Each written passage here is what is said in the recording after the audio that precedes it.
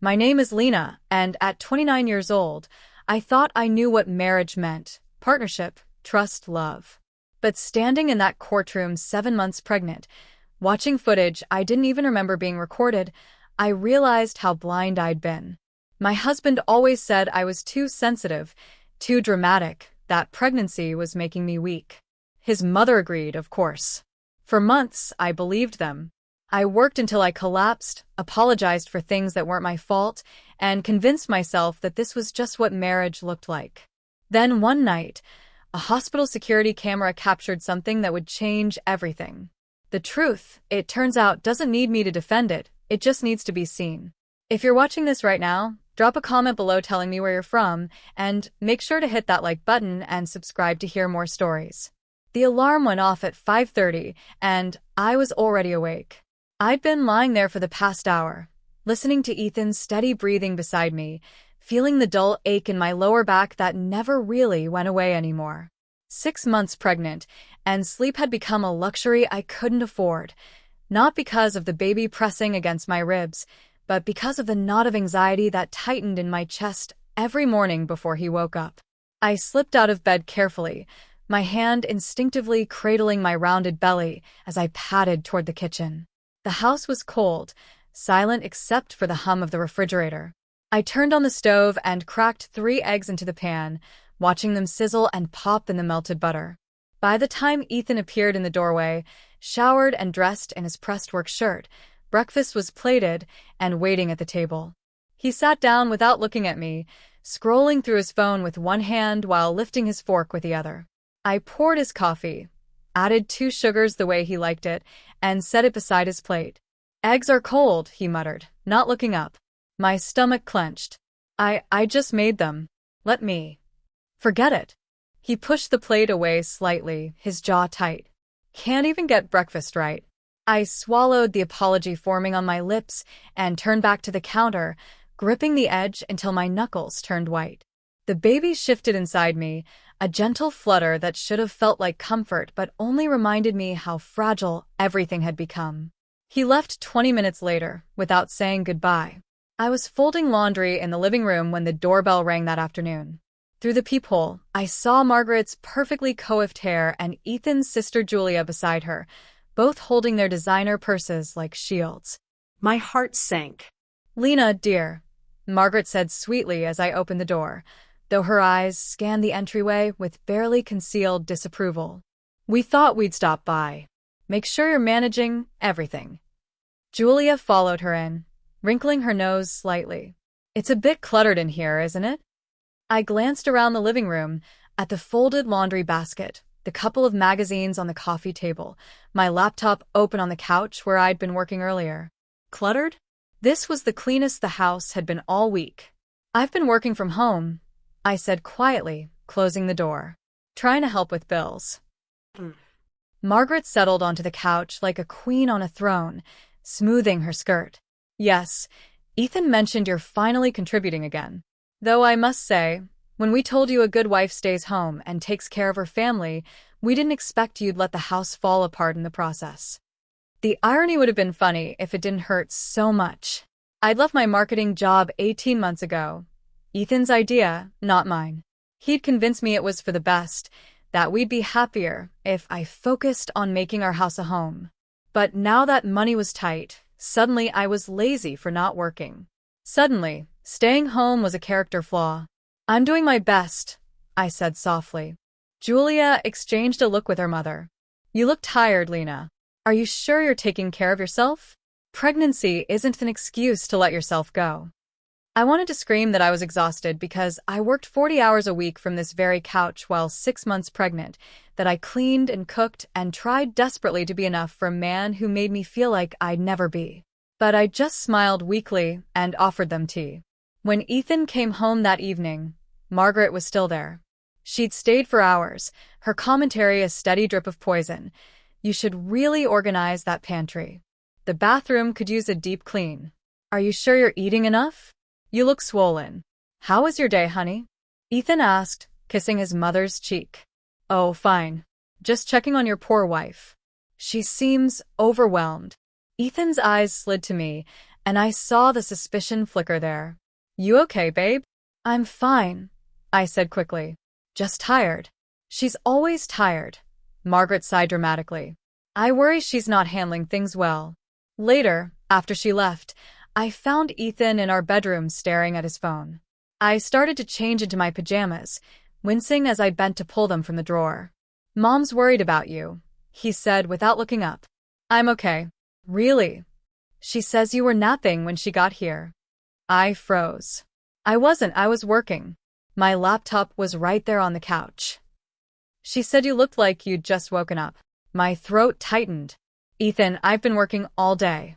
Check my screen time if you don't believe me. But he was already taking a photo of me with his phone. What are you doing? Just keeping track, he said casually. You know, in case you forget how much you actually rest versus how much you claim to work. The room felt smaller suddenly, the walls pressing in. I turned away, blinking back tears, and climbed into bed without another word. The next few days passed in a fog of quiet humiliation.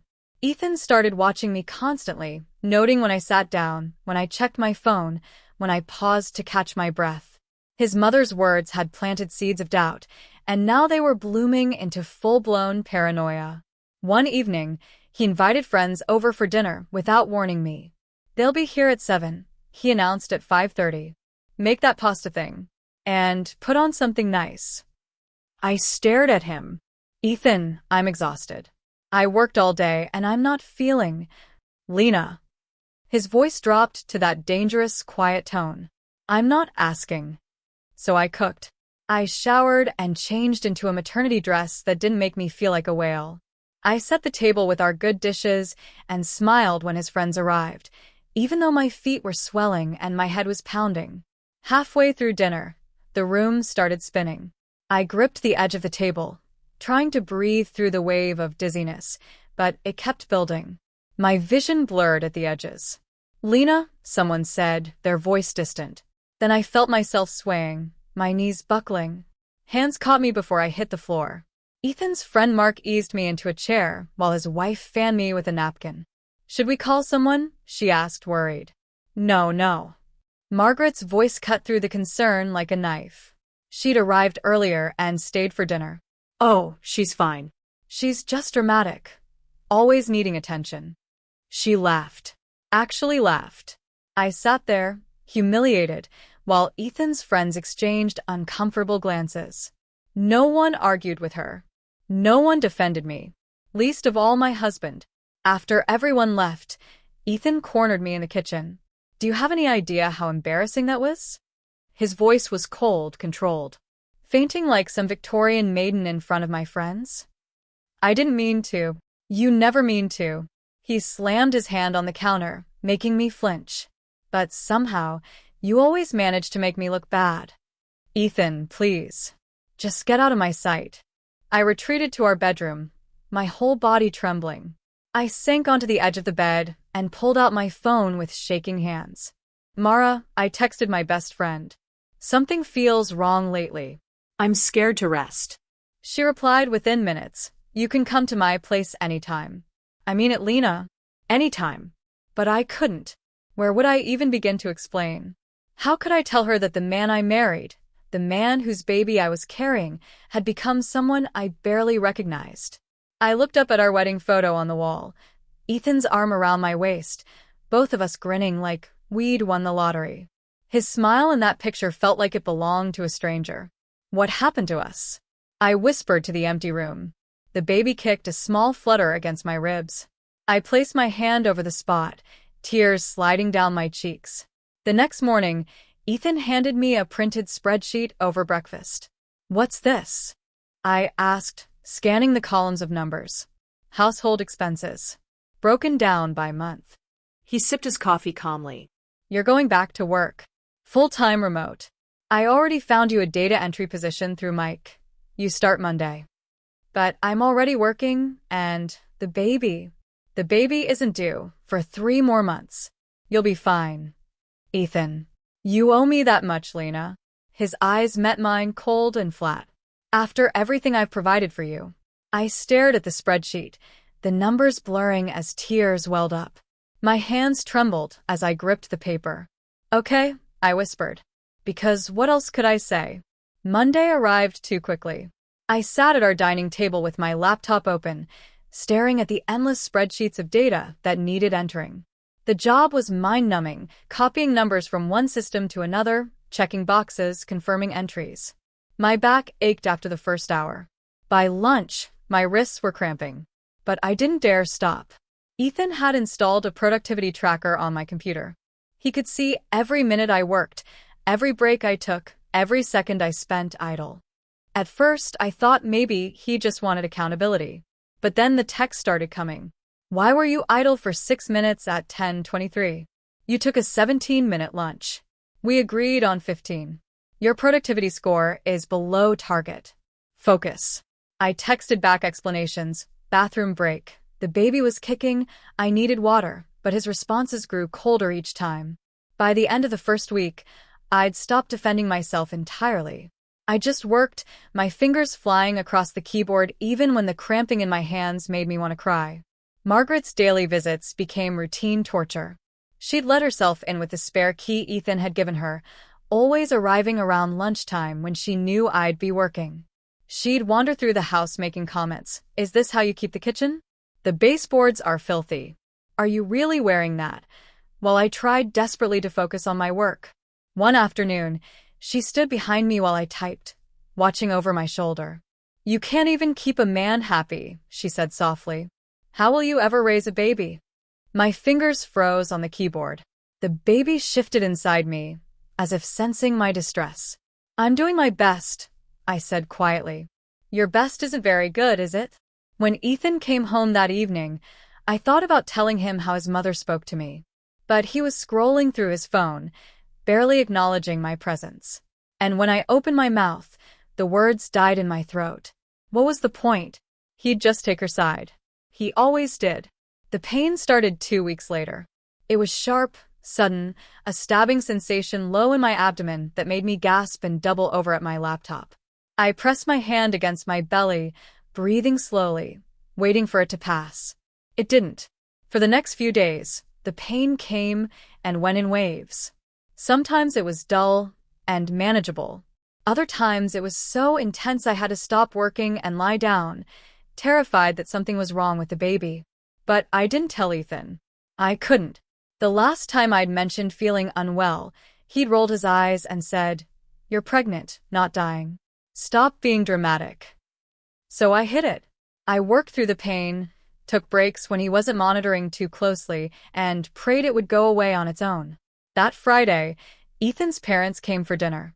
I'd spent all afternoon cooking, pot roast, mashed potatoes, roasted vegetables, homemade rolls. My feet were swollen, my back screaming, but I kept moving because the alternative was facing Ethan's disappointment. We were halfway through the meal when it happened. I stood to clear the salad plates, and the room tilted. I reached for the table to steady myself, but my hands were shaking, my vision tunneling. The plates slipped from my fingers and shattered against the hardwood floor. The sound echoed through the dining room like a gunshot. Lena. Ethan's voice was sharp. I looked down at the broken ceramic scattered around my feet, my ears ringing. I'm sorry, you whispered. I got dizzy. Ethan grabbed my wrist, his fingers digging into my skin. Get it together, he hissed under his breath, his face inches from mine. His mother laughed, that awful, tinkling sound that made my skin crawl. Oh, Ethan, it's fine. She's just clumsy. His father didn't say anything. No one did. Ethan released my wrist, and I dropped to my knees, gathering the broken pieces with trembling hands. Blood welled up from a small cut on my palm, but I barely felt it. That night, I couldn't sleep. I lay in bed staring at the ceiling, listening to Ethan's breathing beside me. Around midnight, I heard voices downstairs, his voice and Margaret's. I crept out of bed and stood at the top of the stairs, straining to hear. Keeps whining, I'll send her to her mother's. Let her figure it out. Don't. Margaret's voice was firm. She'll play the victim. Make you look like the bad guy. I'm not the bad guy here. I'm barely holding it together financially, and she acts like she's doing me a favor by working part-time. You're too soft on her, Ethan. She needs structure. Discipline. I backed away from the stairs, my heart hammering in my chest. Send me to my mother's. Discipline. I was his wife, the mother of his child. And he was talking about me like I was a disobedient pet. I grabbed my phone from the nightstand with shaking hands. Mara, I typed. Can we meet tomorrow? I think something's wrong with my baby. Her response came immediately, yes. Come to the hospital. I'm working the morning shift. I'll make sure you're seen. I set the phone down and curled onto my side, one hand on my belly, tears streaming silently into my pillow. The next morning, Ethan woke me at 5 a.m., yanking the blankets off. Get up. My parents are coming for breakfast. I blinked groggily. What? I said get up and make breakfast for my parents. His voice was hard, impatient. They're driving 2 hours to see us. The least you can do is feed them. Margaret appeared in the doorway, already dressed and made up despite the early hour. You deserve this, she said coolly, her eyes raking over my rumpled pajamas. Maybe it'll teach you some responsibility. The pain hit me then, sharp, worse than before. I gasped, clutching my stomach. Stop being dramatic, Ethan snapped. Get up. But I couldn't. The pain radiated through my abdomen, stealing my breath. I tried to stand, but my legs wouldn't support me. Ethan, I gasped. Something's wrong. Oh, for God's sake. He turned and walked out, Margaret following him with a disgusted shake of her head. I heard them in the kitchen, the clink of dishes, the murmur of conversation. They were making breakfast themselves, leaving me crumpled on the bedroom floor. My phone was on the nightstand. I reached for it, my vision swimming. Mara, I typed, my fingers clumsy. Help. Something's wrong. please. Then everything went black. I woke up to beeping. Steady, rhythmic beeping that matched the pounding in my head. My eyes fluttered open, and white ceiling tiles came into focus. Hospital. I was in a hospital. Lena? A familiar voice, soft and warm. I turned my head, slowly, because everything hurt, and saw Mara sitting in the chair beside my bed. Her scrubs were wrinkled, dark circles under her eyes. How long had she been here? Hey, she said, taking my hand. You're okay. You're safe. The baby... My voice came out raspy, panicked. He's okay. She squeezed my hand. Heartbeat strong. You both scared me, but you're going to be fine. Relief flooded through me so intensely, I started crying. Mara grabbed tissues from the bedside table and handed them to me, waiting patiently while I fell apart. What happened? I finally managed to ask. You collapsed. You texted me, and I called 911 immediately. They brought you in unconscious. Her jaw tightened. Severe dehydration, stress-induced complications, dangerously high blood pressure. Lena, you could have lost him. The words hit me like a physical blow. I'd been so focused on surviving each day, on meeting Ethan's demands, that I'd nearly killed my own baby. Where's Ethan? Something flickered in Mara's eyes. Anger, maybe, or disgust. He wasn't allowed in for long. There was something in her tone that made my stomach clench, but before I could ask, the door opened. Ethan walked in carrying a bouquet of grocery store flowers, his expression carefully arranged into concern. Babe, he said, setting the flowers on the windowsill. Thank God you're awake. Mara stood abruptly. I'll give you two some privacy, she said, but her voice was cold. She squeezed my hand once more and left, closing the door behind her.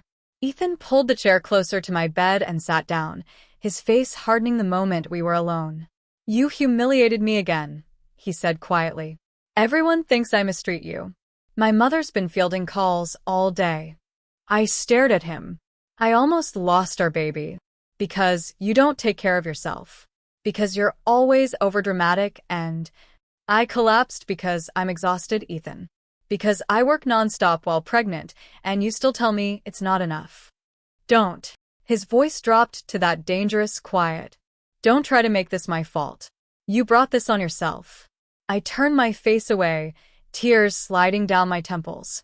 He stayed for exactly 10 more minutes, making small talk like we were discussing the weather, before leaving to handle things at home.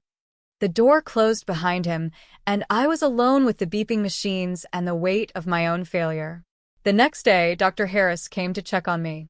He was older, kind-faced, with wire-rimmed glasses and gentle hands.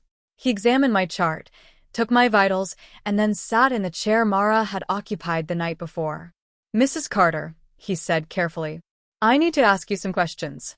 They might be uncomfortable, but they're important."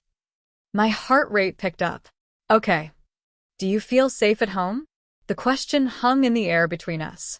I opened my mouth to say yes, of course, but the lie wouldn't come. I don't know." He nodded slowly, making a note. "I noticed some bruising on your wrist. Can you tell me how that happened?" I looked down at my arm, where finger-shaped marks had bloomed purple and yellow. "Ethan, grabbing me during dinner. I fell." I lied. Dr. Harris didn't argue, but I could see he didn't believe me. "We have protocols for situations like yours," he said gently. "Resources, support systems. If you ever need help." "I'm fine," I said quickly. "Really? It's just pregnancy is hard." He studied me for a long moment, then nodded.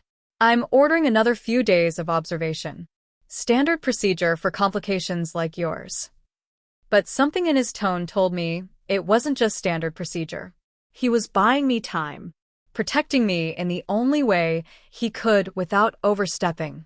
After he left, I lay there staring at the ceiling, Dr. Harris's words echoing in my mind. "Do you feel safe at home?" No. The answer was no, and I'd known it for months. I overheard them 2 days later, nurses whispering outside my door. "That's the husband from room 312's camera footage. She might hear." I sat up straighter, my heart pounding. Camera footage? What camera footage? Mara came in shortly after, carrying a cup of ice chips. She saw my face and set them down carefully. "What did they mean?" I asked. "About camera footage?" She hesitated, then sat on the edge of my bed. "Lena, hospitals have security cameras.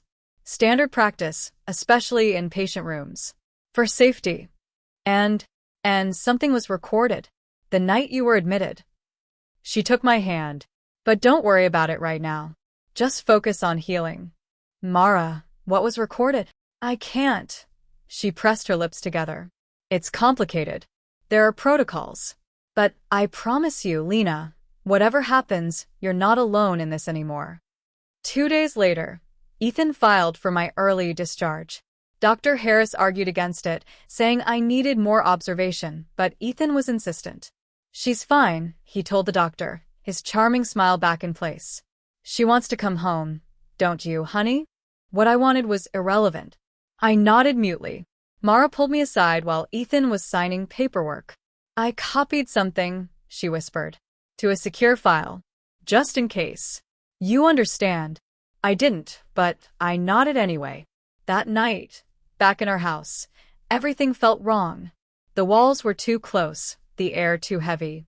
Ethan was eerily calm, almost cheerful, making dinner and asking about my day like the past week hadn't happened. "Let's start over," he said, setting his phone face down on the counter. "Fresh start, okay?"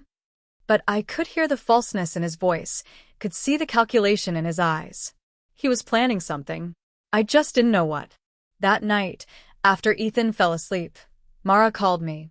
"Don't react," she said quietly when I answered. "Just listen." I stepped into the bathroom, closing the door softly. "I watched the footage," she continued, "from the hospital. Lena, it's bad. Really bad." "What did he do?" There was a pause then.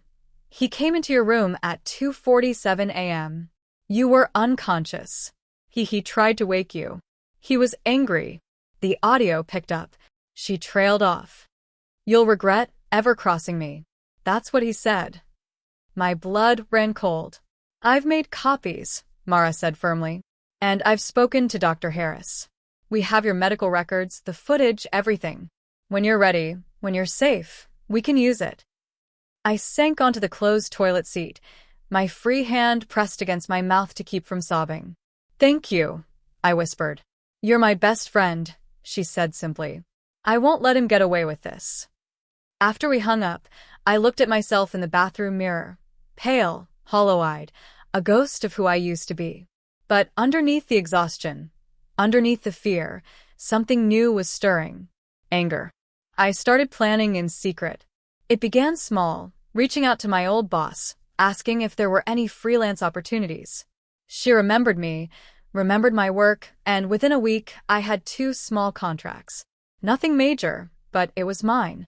Money that Ethan didn't know about, couldn't track, couldn't control.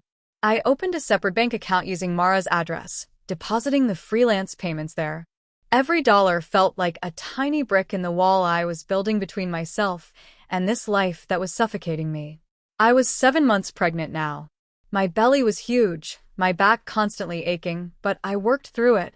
During the day, I did the data entry job Ethan monitored. At night, after he fell asleep, I worked on my freelance projects in the bathroom with the door locked, my laptop balanced on my knees. I was exhausted. But I was also, for the first time in months, hopeful. Margaret noticed the change first. I'd started wearing makeup again just a little, just enough to feel human. I'd bought a new maternity dress with my freelance money, something that actually fit and made me feel pretty instead of like a whale. Small things that shouldn't have mattered, but somehow did. She cornered me in the kitchen one afternoon while Ethan was at work. "You're plotting something," she said, her eyes narrowed. "I can tell." "I don't know what you mean."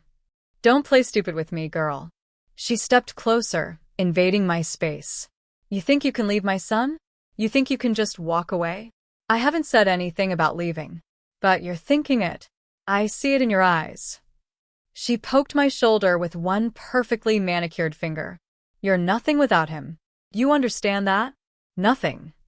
After she left, I called Mara, shaking. "She knows something's different," I said. "What if she tells Ethan?" "Let her," Mara said firmly. "We're ready whenever you are. You've got the medical records, the footage, witness testimony from the hospital staff. You're not trapped anymore, Lena." But it didn't feel that way. It felt like the walls were closing in. The next day, Ethan installed a camera in our living room. "Just for security," he said casually, mounting it above the TV. "There've been break-ins in the neighborhood." I knew it wasn't for break-ins. It was for me. Now, he could watch me even when he wasn't home. Monitor whether I was working, resting, eating, existing in a way that met his approval. The lens felt like an eye following me everywhere, judging my every move. I started spending more time in the bedroom and bathroom, the only spaces without cameras. Ethan found the receipts on a Tuesday evening. I'd been careless, leaving a few printed confirmations for my freelance work in my laptop bag. He must have gone through it while I was in the shower because when I came out, he was sitting on our bed holding the papers, his face dark with rage. "What the hell is this?" he demanded. My stomach dropped. "It's just some freelance work." Some freelance work? He stood up, waving the papers. "You're working behind my back? Making money I don't know about. I just wanted to save some extra for the baby. You can't do anything without me." He slammed the papers onto the dresser, making me flinch. "Nothing. You understand? You don't work unless I tell you to work. You don't make decisions unless I approve them. You are my wife. I'm not your property." The words burst out before I could stop them. The silence that followed was deafening. Ethan's face went carefully blank. "What did you just say?" I backed toward the door, my hand protectively over my belly. "I'm trying to provide for our child. That's all." "Get out of my sight," he said quietly. Too quietly. I fled to the bathroom, locking the door behind me, and sat on the floor with my back against the tub, crying as silently as I could. The argument exploded 3 days later. We were eating dinner, or rather, I was pushing food around my plate while Ethan scrolled through his phone, when I finally said what had been building inside me for weeks. "You nearly cost our baby its life." His head snapped up. "What?" "When you forced me to work while I was collapsing. When you ignored every sign that something was wrong. You could have killed him." My voice was shaking but steady. "Our son almost died because you cared more about controlling me than keeping us safe." Ethan stared at me for a long moment. Then he smiled, this cold, terrible smile that made my skin crawl. Maybe if you'd listened better, he said softly, none of that would have happened. The casualness of it, the complete lack of remorse, broke something inside me. I stood up from the table and walked to our bedroom, closing the door behind me. Then I pulled out my phone and called the number Mara had given me weeks ago, a legal advocate who specialized in domestic cases. I need help, I said when she answered. I need to get out. The legal notice arrived 3 days later. Temporary restraining order, pending a court hearing. Mara and Dr. Harris had already submitted their testimony. The hospital footage was officially entered as evidence. I wasn't there when Ethan opened the envelope, but I heard about it from Margaret's panicked phone call. What have you done? She shrieked. You're ruining our family name. You ungrateful. I hung up on her. That evening, Ethan stormed the hospital where Mara worked. I heard about it later. How he tried to confront her, how security had to physically remove him, how she'd stood calmly in front of him and said, "You might have fooled her for a while, but cameras don't lie." I'd moved into Mara's apartment by then. She'd set up the guest room with everything I needed, a comfortable bed, prenatal vitamins, herbal tea. For the first time in months, I slept through the night. The hearing was scheduled for the following week. I spent the days preparing with my attorney, going over every detail, every incident, every moment of control and cruelty. It was exhausting, reliving it all, but also strangely cathartic. The night before court, I stood at Mara's window, looking out at the city lights, one hand resting on my belly. The baby was moving more now, stronger kicks that sometimes took my breath away. You're my reason to fight, I whispered to him. You're why I'm doing this. Lightning flashed across the sky, illuminating the clouds for a brief, brilliant moment. A storm was coming, but this time, I wasn't afraid of it.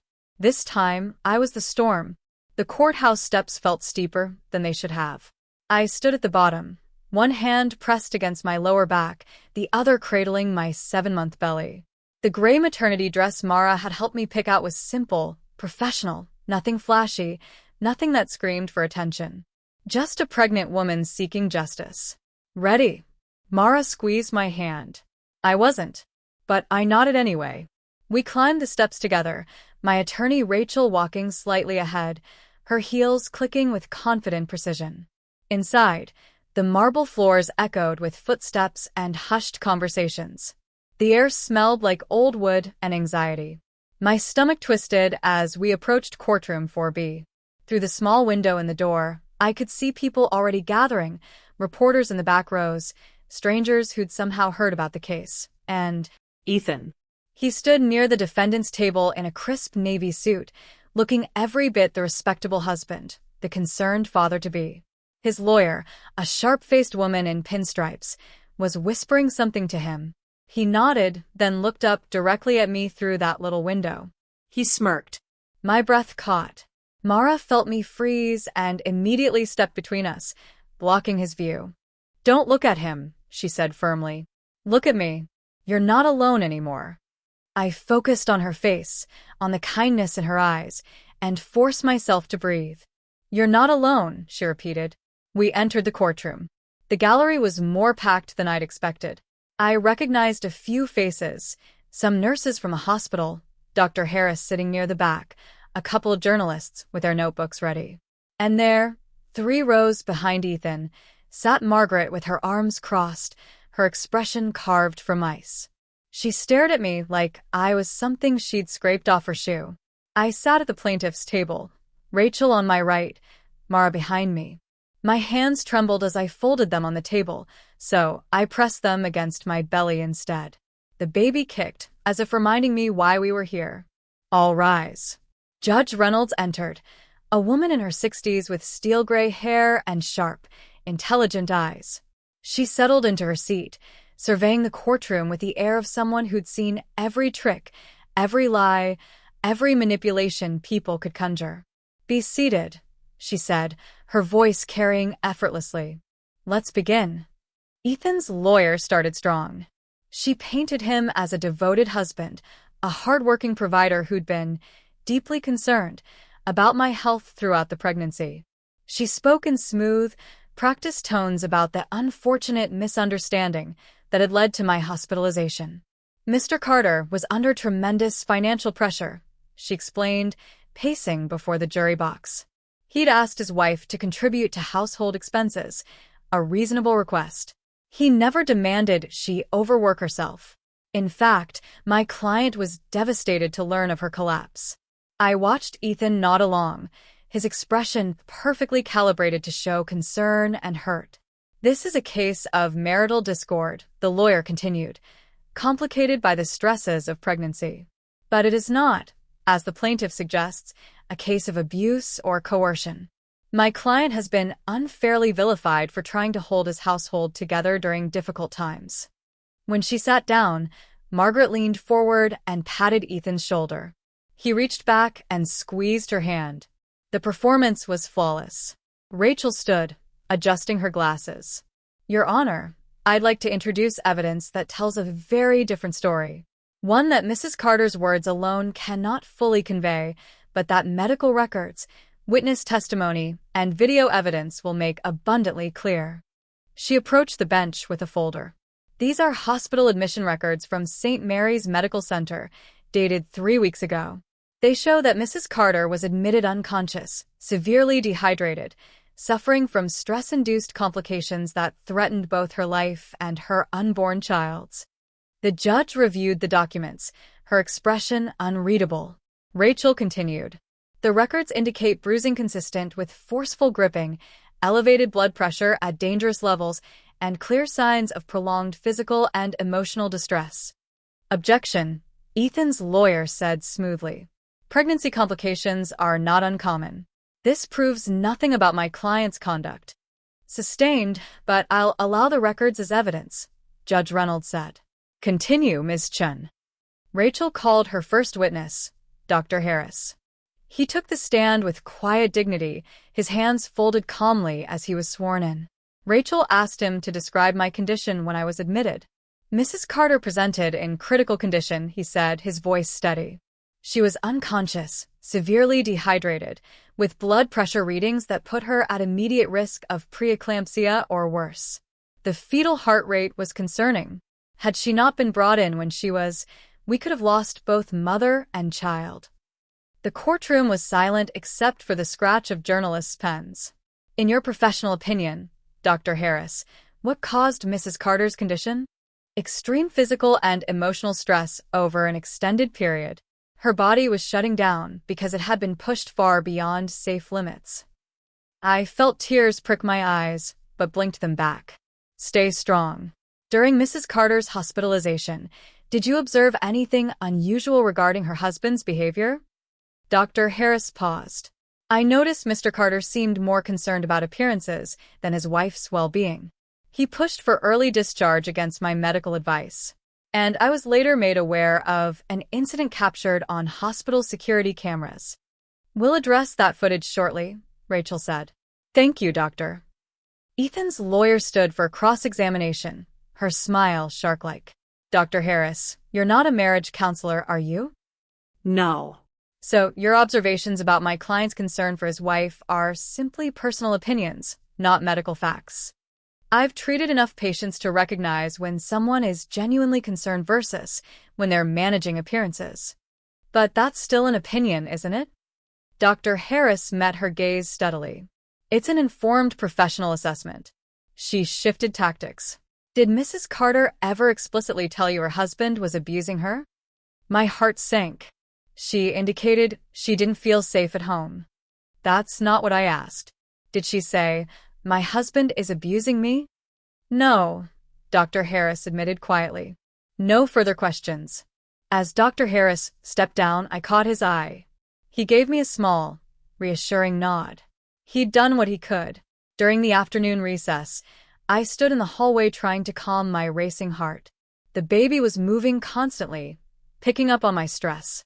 You're doing great, Mara said, appearing at my side with a cup of water. They're making it seem like I'm overreacting. Like I'm Lena. She took my hands. We have the footage. That changes everything. Just hold on a little longer. Before I could respond, I heard Margaret's voice behind me. You should be ashamed of yourself. I turned slowly. She stood there with two other women, Ethan's aunt and cousin. I realized, all three of them looking at me with identical expressions of disdain. Dragging a good man through court because you can't handle a little stress? Margaret continued. You're pathetic. That's enough, Mara said sharply, stepping between us. Stay out of this, nurse. Margaret's lip curled.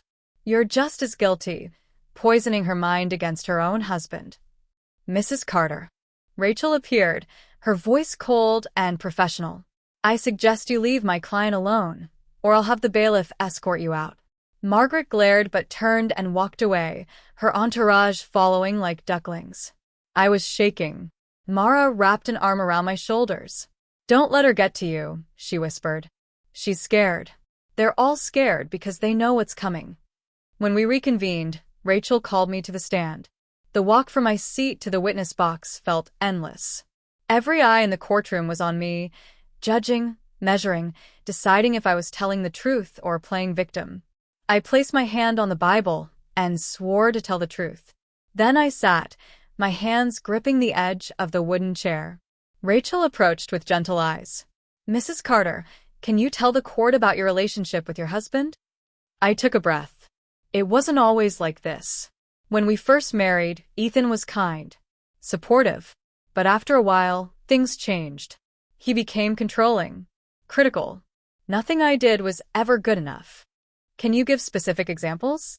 He convinced me to quit my job, saying a good wife stays home. But then when money got tight, he blamed me for not working. He installed monitoring software on my computer to track my productivity. My voice cracked. He made me feel like I was worthless. Objection, Ethan's lawyer said. The defendant's feelings about herself are not evidence of wrongdoing. Your Honor, I'm establishing a pattern of psychological abuse, Rachel countered. Overruled. Continue. I described the daily criticisms, Margaret's visits, the escalating demands. I told them about collapsing on the kitchen floor, about working until my hands cramped and my vision blurred. And when you told your husband you were concerned about the pregnancy, he called me dramatic. He said I was always looking for attention. Across the room, Ethan shook his head slowly, his expression pained. Playing the misunderstood husband perfectly. Ethan's lawyer approached for cross-examination, her smile practiced and cold. Mrs. Carter, you agreed to take the data entry position, didn't you? Yes, but... Yes or no, please. Yes. And you were working from home, correct? Not in a factory or construction site. From your own comfortable couch. I was 7 months pregnant. Yes or no? Yes. So really, you're upset that your husband expected you to contribute financially to your household. Is that fair to say? No, that's not. You could have stopped working at any time, couldn't you? You could have told your husband you needed rest. I tried. Did you explicitly say, I need to stop working immediately? I faltered. I told him I was tired. That's not what I asked. Tears burned my eyes. She was twisting everything, making me sound unreasonable, making my suffering sound like inconvenience. Mrs. Carter, isn't it true that you're simply a woman who couldn't handle the normal stresses of marriage and pregnancy, and now you're trying to blame your husband for your own shortcomings? No, the word burst out. He controlled every aspect of my life. He monitored me constantly. He grabbed me so hard he left bruises. Allegedly left bruises. There are photos, which could have come from any number of sources during pregnancy. Bumping into furniture, normal clumsiness. I'm not lying. No further questions, she said smoothly, walking back to her table. I sat there shaking, feeling like I'd just been shredded. Rachel gave me an encouraging nod as I stepped down, but I felt hollow. Maybe this was a mistake. Maybe no one would believe me. That evening, Mara insisted I stay with her instead of going to the temporary apartment the court had arranged. Tomorrow changes everything, she said, handing me chamomile tea. You just need to get through tonight. I sat on her couch, the baby doing gymnastics in my belly, and wondered if she was right. Or if Ethan's perfect performance had already won. The courtroom felt different the next morning, charged somehow. Expectant. Judge Reynolds took her seat and surveyed the room. Ms. Chun, I understand you have video evidence to present. Yes, Your Honor. Rachel stood, holding a USB drive. Hospital security footage from St. Mary's Medical Center, room 312, captured on the night of Mrs. Carter's admission. My heart hammered against my ribs. This was it. The moment everything would either validate my truth or fall apart. Ethan shifted in his seat, his confident smirk still in place. But I saw his lawyer lean over and whisper something urgent. The bailiff set up a large monitor facing the gallery. Rachel inserted the USB drive. This footage shows Mr. Carter entering his wife's hospital room at 2:47 a.m., approximately 6 hours after she was admitted in critical condition. The screen flickered to life. There I was, lying in that hospital bed, unconscious. Machines beeped steadily around me, for lines snaking from my arms. I looked so small, so vulnerable. Then the door opened, and Ethan walked in. Even in the grainy security footage, his body language was unmistakable, aggressive, angry. No concerned husband rushing to his wife's bedside. He strode to my bed and stood over me, his hands clenched. The audio was faint, but the courtroom was dead silent. Get up. My stomach dropped. That was his voice. Get up. You're embarrassing me even in a hospital. Gasps rippled through the gallery. I couldn't look away from the screen, watching this man I'd married lean over my unconscious body and shake my arm. The machines started beeping frantically. On the footage, my body jerked slightly, an involuntary response to his rough handling. Then Mara's voice, firm and sharp. Sir, you need to leave. Now. She fakes everything. Ethan's voice rose, clearer now. She's playing victim, and you're all falling for it. The door burst open, and a security guard appeared. There was a brief struggle. Ethan trying to stay, the guard physically moving him toward the door. You'll regret this, Ethan spat, looking back at my unconscious form. You'll regret ever crossing me. The footage ended. The silence in the courtroom was deafening. I was crying. I didn't realize it until Mara pressed tissues into my hand. Tears streamed down my face as I relived that night, a night I didn't even remember because I'd been unconscious, helpless. Judge Reynolds' face had gone cold, her eyes fixed on Ethan. Mr. Carter. Her voice cut through the silence like a blade. You will remain seated and silent. Ethan had half risen from his chair, his face red. That's not what it looks like. I said silent. The judge's gavel cracked against the bench. You will have your chance to respond. Until then, you'll show this court the respect it deserves. He sank back down, his lawyer gripping his arm. Rachel approached the bench. Your Honor, I'd like to note that the audio clearly captures Mr. Carter threatening his unconscious wife, and that hospital staff had to forcibly remove him. This is not the behavior of a concerned husband. Noted, Judge Reynolds said, her tone icy. Rachel called Mara to the stand next. She walked up calmly, professionally, and was sworn in. When Rachel asked her to describe what she witnessed that night, Mara's voice was steady but tinged with anger. I was checking on Mrs. Carter around 2:45 a.m. when I heard raised voices from her room. I entered to find Mr. Carter shaking his wife's arm aggressively while she was unconscious. The fetal monitor was showing distress. What did you do? I told him to leave immediately. He refused. He became verbally aggressive, accusing Mrs. Carter of faking her condition. I had to call security to remove him. In your professional opinion as a registered nurse, was Mr. Carter's behavior appropriate for a concerned spouse? Absolutely not. A concerned spouse would have been gentle, worried, asking what they could do to help. Mr. Carter was angry. He wasn't worried about his wife. He was angry that she'd embarrassed him. Ethan's lawyer shot to her feet. Objection. The witness cannot speak to my client's emotional state. I can speak to observable behavior. Mara countered before the judge could respond. And his behavior was consistent with anger and control, not concern and love. Overruled, Judge Reynolds said. The witness's professional observations are irrelevant. During cross-examination, Ethan's lawyer tried to intimidate Mara, stepping close and speaking sharply. Nurse Williams, isn't it true that you're Mrs. Carter's best friend? Yes. So, You're biased in her favor? I'm biased toward the truth, Mara said evenly. Which is why I made sure the security footage was preserved. You had no right to access that footage. Hospital protocol requires security review in potential domestic abuse cases. I followed proper channels. The lawyer's jaw tightened. You poisoned Mrs. Carter against her husband. You convinced her to file this frivolous lawsuit. Objection. Rachel stood. Counsel is badgering the witness. Sustained. Judge Reynolds glared at Ethan's lawyer.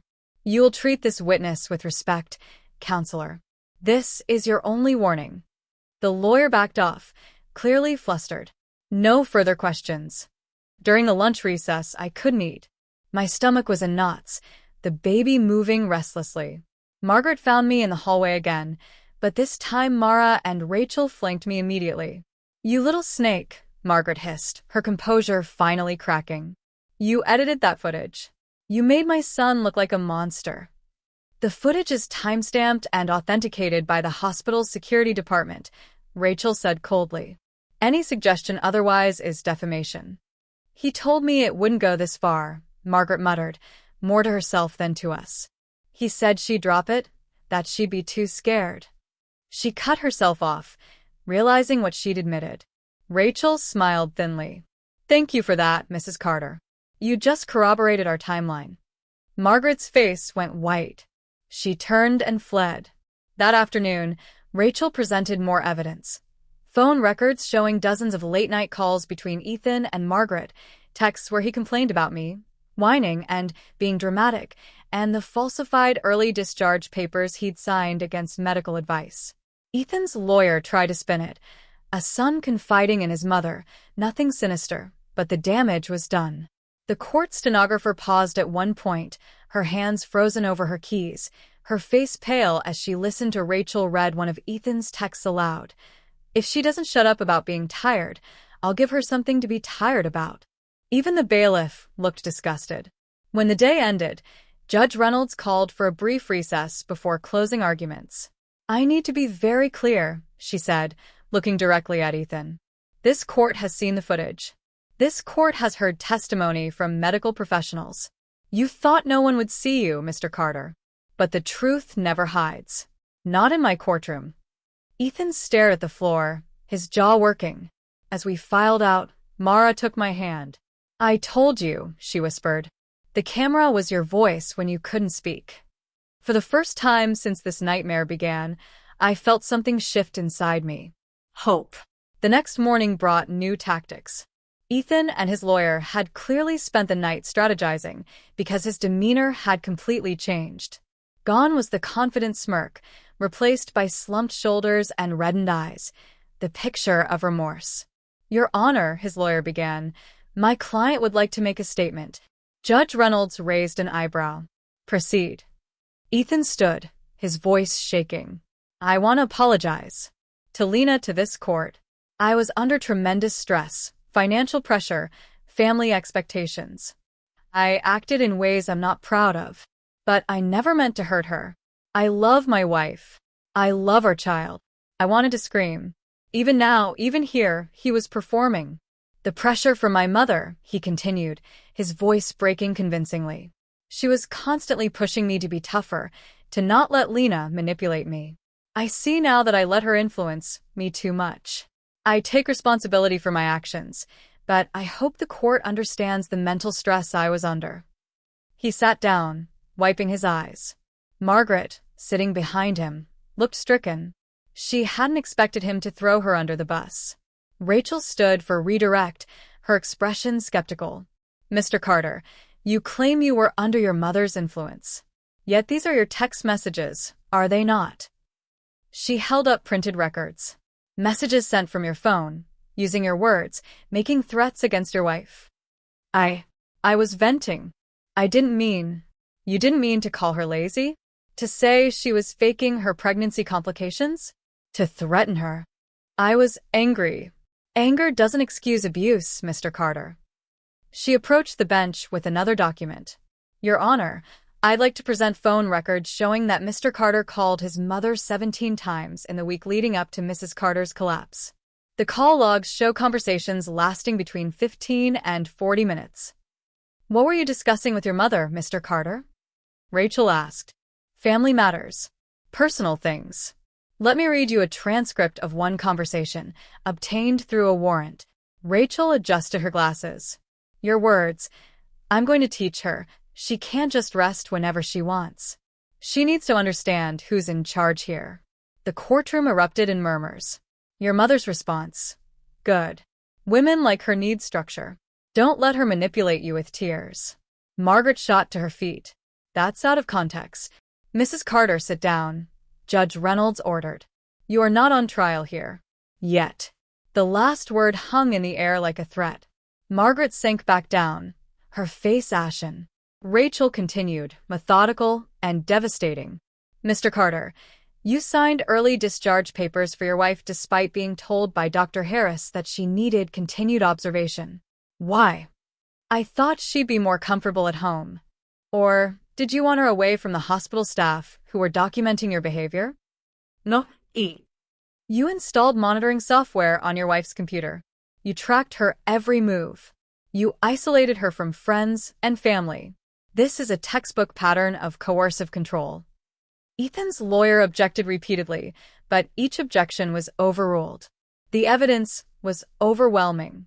Dr. Harris was called back to present Lena's complete medical file. Mrs. Carter's condition deteriorated over months, not days, he explained.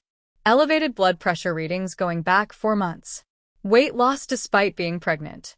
Signs of chronic stress and sleep deprivation. These are not normal pregnancy complications. These are the physical manifestations of sustained abuse. If Mrs. Carter hadn't been brought to the hospital when she was, what would have happened?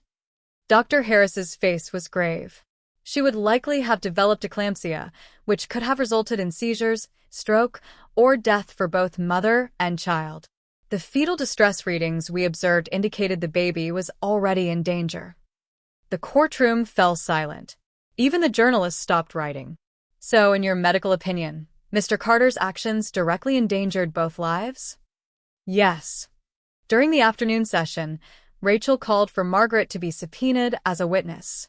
She took the stand reluctantly, her earlier composure completely shattered. Under questioning, she tried to deflect, claiming she'd only wanted to help her son, that she'd been misunderstood. Mrs. Carter, did you not tell your son that Mrs. Carter was faking her pregnancy complications? I may have said something like that, but did you encourage him to make her continue working despite her condition? She was capable of working. She was just lazy. Your Honor, I'd like to note that the witness just called a woman with documented medical complications lazy. Judge Reynolds leaned forward. Mrs. Carter, I suggest you choose your next words very carefully. Margaret's hands trembled. I only wanted what was best for my son. What was best? Or, what gave you control? Rachel pressed. Did you enjoy undermining your daughter-in-law? Making her feel worthless? Objection. Ethan's lawyer tried weakly. Overruled. I don't have to answer that. You do, actually, Judge Reynolds said coldly. Answer the question. Margaret's face crumpled. She wasn't good enough for him. She trapped him with that pregnancy. She's married to him, Mrs. Carter. Pregnancy isn't a trap, it's a consequence of marriage. She ruined his life. The admission hung in the air. Margaret seemed to realize what she'd said and pressed her hand to her mouth. Rachel turned to the judge. No further questions. Outside the courtroom during the evening recess, Mara found me sitting on a bench, staring at nothing. He's falling apart in there, she said gently, sitting beside me. They both are. I almost feel sorry for him, I admitted. For 1 second, seeing him cry, I almost.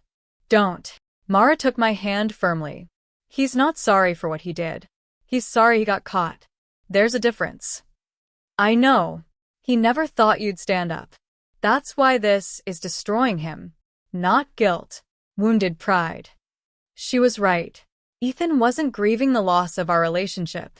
He was humiliated that his victim had found her voice. The next morning brought Ethan's lawyer's last desperate attempt, a plea deal.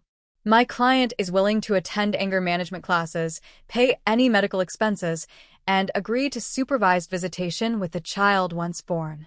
Judge Reynolds looked at Rachel. Counselor. Rachel stood. My client rejects any plea deal that doesn't include a formal admission of abuse, a protective order, and mandatory counseling specifically for domestic abusers, not generic anger management. The judge nodded. Request denied, counselor. Will proceed to verdict. Ethan's face went pale. His lawyer slumped in her chair. Margaret stood up suddenly. Your Honor, please. He's my son. He made mistakes, but he doesn't deserve. Mrs. Carter, one more outburst, and I'll hold you in contempt. Sit down. She sat, tears streaming down her face. Judge Reynolds took a long moment, looking at the evidence spread before her, then at Ethan, then at me. This case, she said slowly, is not about a broken marriage. This is not about two people who simply couldn't get along. This is about power, control, and the systematic destruction of another person's autonomy and dignity. She turned to Ethan. You will have your opportunity to speak at sentencing. But understand this. Every piece of evidence presented here paints a picture of a man who viewed his wife not as a partner, but as property. And when that property didn't perform to your standards, you punished her. Ethan stared at the table.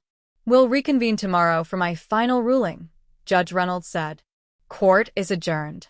That night, I sat in Mara's apartment, one hand on my belly, feeling the baby move. Whatever happens tomorrow, Mara said softly, you've already won. You found your voice. You stood up. That takes more courage than most people have in their entire lives. I'm terrified. I know, but you're also the strongest person I know. The baby kicked hard, making me wince and laugh at the same time. He agrees, I said. Tomorrow would bring the verdict. Tomorrow would decide whether justice was real, or just a word people said to make themselves feel better. But tonight, for the first time in months, I felt like myself again. Scared. Hurt, but whole. The courthouse was packed. Word had spread, social media, local news, the relentless curiosity of people who loved a dramatic story. The headline had been everywhere. Hospital footage exposes husband's abuse during wife's medical crisis. I sat at the plaintiff's table, Rachel on one side, Mara behind me, and tried to breathe steadily.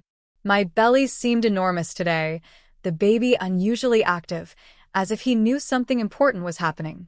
Ethan sat across the aisle, his suit perfectly pressed, but his face haggard. Margaret wasn't in the courtroom today. She'd been subpoenaed for further questioning about her role in the abuse, and suddenly her son's trial was the least of her concerns. All rise. Judge Reynolds entered, her face composed but her eyes sharp. She'd spent the night reviewing everything. I could tell by the thick folder she carried, pages marked with colored tabs. We sat. The courtroom held its collective breath. This case, Judge Reynolds began, has been difficult to witness. Not because the law is unclear, but because the evidence reveals a level of cruelty that should never exist within a marriage, particularly not during such a vulnerable time as pregnancy. She looked directly at Ethan. Mr. Carter, this is not about anger. This is not about stress. This is not about financial pressure or maternal influence or any of the excuses your defense has offered. This is about truth. And truth, when buried, has a way of resurfacing where you least expect it, like on a hospital security camera at 2:47 in the morning. Someone in the gallery laughed quietly, then stifled it. You treated your wife as property, not as a person. You monitored her, controlled her, gaslit her into believing she was the problem. You endangered both her life and your unborn child's life because your ego mattered more than their safety. Judge Reynolds opened the folder. The medical evidence is clear. Mrs. Carter's condition was directly caused by prolonged stress and overwork that you imposed. The witness testimony is consistent. You are not a concerned husband, but a controlling one. And the video footage, she paused. The video footage speaks for itself. Ethan's hands clenched on the table. This court sentences you to 3 years imprisonment for domestic abuse, coercion, and reckless endangerment. Additionally, A permanent restraining order will be issued, prohibiting you from contacting Mrs. Carter or your child except through court-supervised visitation, pending evaluation. The gavel cracked against the bench. Furthermore, you will undergo mandatory counseling for abusers, complete anger management, and attend parenting classes should you ever be deemed fit for custody, which this court strongly doubts. The courtroom erupted. Journalists scrambled for their phones. Someone in the gallery gasped. Ethan sat frozen, his face drained of color. "No," he said, so quietly at first that maybe only I heard it. Then louder. "No, this isn't. I'm not going to prison for..." "Mr. Carter, you will maintain composure, or I will add contempt charges to your sentence." The bailiff approached. Ethan looked at his lawyer desperately, but she was already packing her briefcase, clearly done with this case. "This is insane." Ethan stood, pointing at me. "She ruined me. She destroyed my life over nothing." "You did that yourself," Judge Reynolds said coldly. Bailiff. Two officers moved toward Ethan. He backed away, his confidence finally, completely shattered. "Lena," he said, his voice breaking. "Lena, please. Tell them I didn't mean it." We can fix this. "We can." "Mr. Carter, you are in contempt." Bailiff, remove him. They cuffed him. Ethan struggled for a moment, then seemed to collapse inward. As they led him toward the side door, he looked back at me one last time. "You ruined me," he said. And for the first time in our entire marriage, I looked him directly in the eyes and spoke my truth. "No," I said quietly. "You did that yourself." The courtroom slowly emptied. Margaret appeared briefly in the hallway outside, red-eyed, shaking, looking 10 years older. She opened her mouth as if to speak to me, then closed it. What could she possibly say? She turned and walked away, her perfect composure finally, irrevocably broken. Dr. Harris found me in the hallway, Mara at my side. "I wanted to give you this," he said, handing me an envelope. Inside was an updated ultrasound scan, the baby's profile clear and perfect. "He's a fighter," Dr. Harris said with a gentle smile. "Strong heartbeat, healthy growth. He takes after his mother." I pressed my hand to my belly, tears sliding down my cheeks. "Thank you. For everything." "You fought for yourself," he said. "I just provided evidence. The courage was all yours." A week later, Mara received formal recognition from the hospital for her role in identifying and documenting domestic abuse. We stood in the hospital's administrative office, both of us slightly uncomfortable with the attention. The hospital's director shook Mara's hand and presented her with a certificate. "Because of your vigilance," he said, "we're implementing new protocols for identifying domestic abuse cases.